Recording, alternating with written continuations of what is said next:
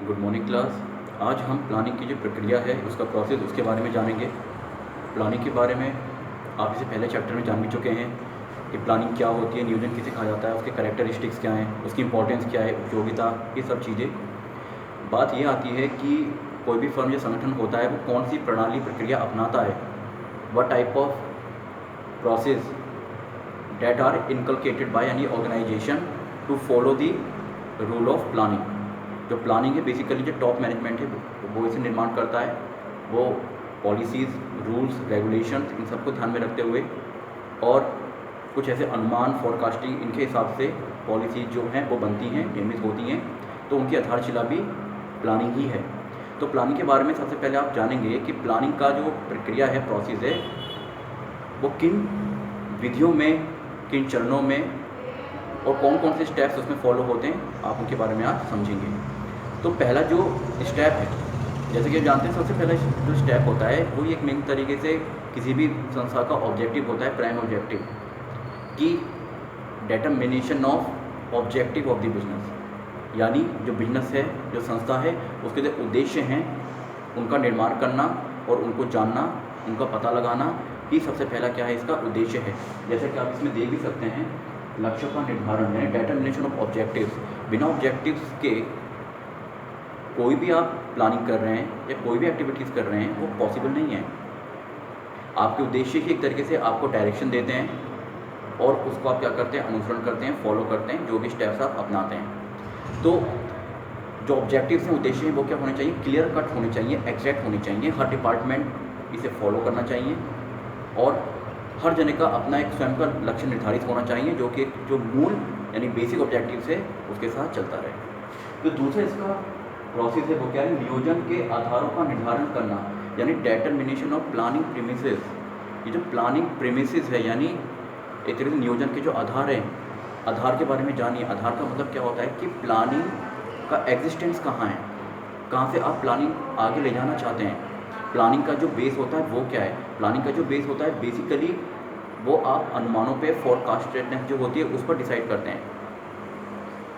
क्योंकि जैसी परिस्थितियां हैं, कॉम्प्लेक्सिटीज़ हैं इन्वायरमेंट में, उसके हिसाब से प्लानिंग जो आप अपनाना चाह रहे हैं वो उस पर कितना प्रभाव डालेगी, how much they affect on those activities which you are going to undertake in future in determining and achieving your objective, and what are the basis of doing such activities where your plans move and go। तो वो एक तरीके से आपको planning premises यानी उनकी आधार के बारे में समझाते हैं। तीसरा है इसका वैकल्पिक कार्य विधियों का निर्धारण यानी determination of alternative courses of action. देखिए, प्लानिंग जो होती है, पहली चीज़ तो ये कि किसी ऑब्जेक्टिव को अचीव करने के लिए आपके पास सब्स्टिट्यूट होना चाहिए, अल्टरनेटिव्स होना चाहिए। प्लानिंग आप कर रहे हैं, it means you are deciding something you want to achieve in future. आप फ्यूचर में कुछ पाना चाहते हैं, भले आपकी पॉलिसी आपने निर्माण कर लिया है, आप कोई नया प्रोडक्ट लॉन्च करना चाहते हैं, आप किसी कंपनी के साथ गठबंधन करना चाहते हैं, एनीथिंग एल्स, ठीक है, आप डिमांड देखना चाहते हैं, तो उसके लिए ज़रूरी है कि आप उसके जो अल्टरनेटिव्स हैं, वैकल्पिक सूत्र हैं, उसके बारे में पता लगाइए। कौन कौन से तरीके हैं जिनके द्वारा आप पहचान सकते हैं कि सबसे अनुकूलतम और आपके हिसाब से which is the of utmost important and have a optimized value, वो किस में आपको देखने को मिलेगी। जो भी आप एक तरीके से अनुकूलतम तरीके से जो इसके वैकल्पिक क्रियाएं हैं उनको अगर आप समझते हैं और अपनाते हैं तो वो आपके पास मौजूद होनी चाहिए। तो इसलिए बहुत ज़रूरी है यहाँ पे कि वैकल्पिक कार्य विधियों का निर्धारण करना। You should not depend on a single thing but you should have alternative courses of action. आपके पास विकल्प बहुत सारे मौजूद होने चाहिए और उनको किस तरीके से क्रियान्वित करना चाहिए समय के हिसाब से, ये जानना बहुत ज़रूरी है। चौथा इसका ऑब्जेक्टिव है, जो इसका प्रोसेस है वो क्या है, evaluation of alternative course of action यानी जो वैकल्पिक तरीके हैं इनका मूल्यांकन करना। इवैल्यूएशन इसलिए इंपॉर्टेंट बन जाता है क्योंकि जरूरी नहीं है कि सारे सारे अल्टरनेटिव आपके पास, आप सोचते हैं कि मेरे पास सारे अल्टरनेटिव हैं, मैं ये भी कर सकता हूँ, वो भी कर सकता हूँ, लेकिन हर जगह कोई ना कोई हिंड्रेंसेस होती हैं, कोई ना कोई रुकावटें होती हैं। कहीं टाइम की क्या कहते हैं कमी होती है, कहीं पैसे की कमी होती है, कहीं आप चाहते हैं कि अगर आप एक प्लान के बदले में दूसरा प्लान करना चाहते हैं वो आपके लिए ज़्यादा सक्सेसफुल है, लेकिन उसका ड्यूरेशन जो है बहुत ज़्यादा है, लंबा है, आपको आज का ही रिजल्ट चाहिए। या आप चाहते हैं कि किसी दूसरे प्लान को अपनाया जाए लेकिन उसमें क्या है, वो टाइम कंज्यूमिंग प्रोसेस बहुत है, तीसरा प्लान जो है उसमें पैसे का बहुत ज़्यादा धन का उपयोग हो रहा है, रिसोर्सेज का। तो ये आपको इवैल्यूएट करना है कि कम समय पे है और जितना भी आपने अपना ऑब्जेक्टिव फाइंड किया है जो आप पाना चाहते हैं उसके हिसाब से आपके प्लानिंग की जो इवैल्यूएशन है उनका मूल्यांकन आप किस आधार पर करना चाहते हैं ये आप डिसाइड करेंगे। फिर है selection of course of action, मतलब सबसे इंपॉर्टेंट चीज़ फाइनली क्या है, selection of best course of action.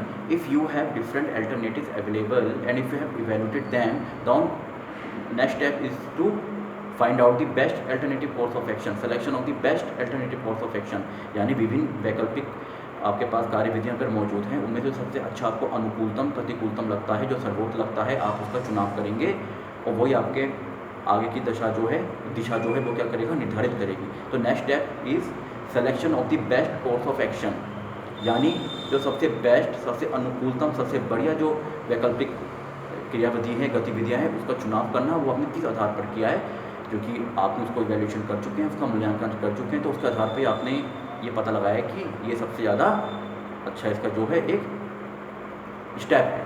ठीक है, ये मतलब ये आप अल्टरनेटिव फॉलो कर सकते हैं विकल्प। अगला है आपके पास फॉर्मेशन ऑफ डेरिवेटिव प्लान्स, यानी उप योजनाओं का निर्माण करना। ये 6 स्टेप है। ये सिंपल चीज़ क्या हो गई कि प्लानिंग के अंदर क्या होता है, जो मेन प्लान होता है उसको सपोर्ट करने के लिए आपके पास सपोर्टिव प्लान्स होने चाहिए, जिसे आप डेरिवेटिव प्लान्स कहते हैं।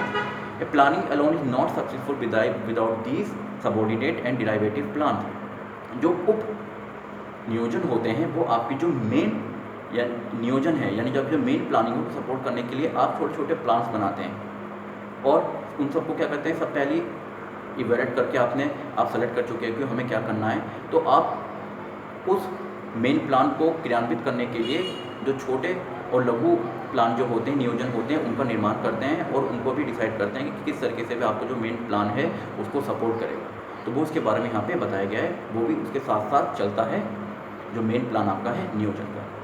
अगला स्टेप जो है क्रियाओं का क्रम निर्धारित करना, establishing of sequence of activities. तो देखिए, जैसे आपको पता है आप अपना कोर्स ऑफ एक्शन डिसाइड कर चुके हैं, एक विकल्प पा चुके हैं कि हमें ये काम करना है, जो भी चीज़ है उसका तरीका आपने खोज लिया है, उसको सपोर्ट करने के लिए आपने सबऑर्डिनेट प्लान पे आपने निर्मित कर लिए हैं। तो बात आती है उसके साथ साथ एक्टिविटीज़ डिसाइड करेंगे, क्योंकि प्लानिंग तो है अपनी जगह मेन कॉमन रहेगी, वो तो आपको करना ही करना है, जो मेन आपका ऑब्जेक्टिव है, जो पाना चाहते हैं। जो डेरिवेटिव प्लान से वो स्ट्रेटेजिकल तरीके से काम करते हैं, वो हो सकता है आपका शॉर्ट टर्म के भी हो, लॉन्ग टर्म के भी हो, कुछ क्षणभर के भी हो। किस दौरान मेन प्लान को क्रियान्वित करने के लिए आपको किस प्लान की रिक्वायरमेंट होगी, ये ज़्यादा नेसेसरी है। सपोज करो आपको पता है कि जैसे कि आप मान लीजिए आपको अपनी सेल्स बढ़ानी है, इस समय जैसे बारिश का मौसम है, आपको अपनी सेल्स बढ़ानी है, तो आपको देखना है कि ज़्यादा से ज़्यादा अगर इस समय आपके पास अम्ब्रेलास की सेल होगी तो बहुत ज़्यादा अच्छा रहेगा हमारे लिए। या आपको ये लगता है कि आप पहले से कोई इलेक्ट्रॉनिक आइटम की सेल करना चाहते हैं, जैसे सपोज को रेफ्रिजरेटर है, इसमें रेफ्रिजरेटर की मांग कम हो भी सकती है क्योंकि मानसूनी मौसम आ गया है, लेकिन आपको पता है कि एकदम से गर्मी का मौसम आएगा, तो उसके लिए आप पहले से क्या वैकल्प चीज़ अपनाना चाहते हैं जिससे कि आपकी सेल्स इंक्रीज़ हो। तो वो चीज़ हमें बताई गई है और उसके लिए आपको जो सीक्वेंस होता है वो एक्टिविटीज़ का, क्रियाओं का, वो किस तरीके से निर्धारित करते हैं, वो यहाँ पे आप समझ सकते हैं। लास्ट क्या है आपका फॉलोअप तरीके से बेसिकली क्या है, अनुगमन करना, यानी एक तरीके से कंट्रोल करना। फॉलोअप का मतलब क्या है कि जो आपने प्लान निर्धारित किया है, जो आपने अपने ऑब्जेक्टिव पाना चाहते हैं, उसके लिए आपने जो जितने भी अल्टरनेटिव्स हैं वो डिसाइड किए हैं और आपने उन अल्टरनेटिव्स का चुनाव भी किया है और आपने सारी की सारी एक्टिविटीज़ डिसाइड कर ली हैं पहले इसकी, what we have to do, where we have to move. तो फाइनली क्या, you have to follow up, you have to see that those activities are going in a particular in a right direction और not. अगर ऐसा नहीं है तो अगर उसके बीच में कोई भी डेरिवेटिव विचलन होते हैं तो उसको रिमूव करने के लिए आपने कौन कौन से और सब्सिडरी प्लान्स बनाए हैं, क्या क्या आपके पास तरीके हैं, किस परिस्थिति के हिसाब से आप क्या करना चाहेंगे उस दौरान। तो ये फॉलोअप से आप देखते हैं कि everything is going in a right direction और नॉट। और फॉलोअप मीन्स अनुगमन करना, एक तरीके से फीडबैक लेना, वो यहाँ पे आपको बताया गया है। Thank you.